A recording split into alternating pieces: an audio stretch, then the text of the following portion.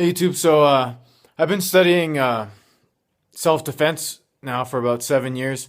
It's given me something to do in Mexico to occupy my time, and I think it's really essential for survival situations. Mentally and physically, it will prepare you, conditions your body and your mind, and I've studied a lot of different things: wrestling, jujitsu, boxing, Muay Thai. And I learned a few things. I'm not an expert, but I think my the fundamentals are pretty good in all of those disciplines. And in terms of defending yourself in a street fight or if someone attacks you, from what I learned so far, what I think is the best is just to learn. I mean, it sounds really simple, and it is. It's just to learn how to punch really hard. As hard as you can, and to learn how to dodge punches. How to use your hip movement in order to dodge and roll and lean back and all of that. Because from what I've seen from most street fights, that's what it is. It's punching, and it doesn't last that long. I mean, if you can hit really hard, you can knock someone out or scare them enough to stop it. You need to disable their computer. Basically, just hit them in the head as hard as you possibly can, or in the body, in the liver, or in their diaphragm, in order to basically give them a body knockout. And the way that you can train that is through sparring, obviously.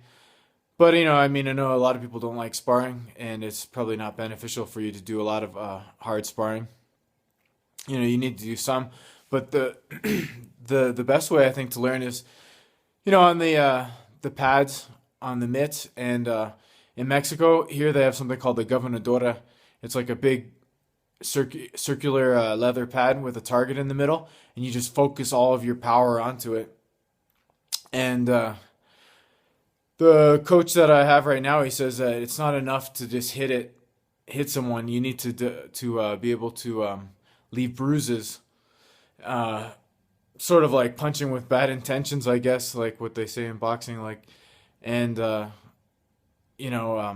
they really motivate you to hit harder and harder and harder and harder. You need someone to be able to push you to really, push you to your limits, to motivate you. And you obviously need good gloves. Got these.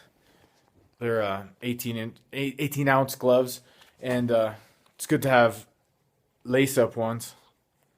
Gives you a little bit of extra support.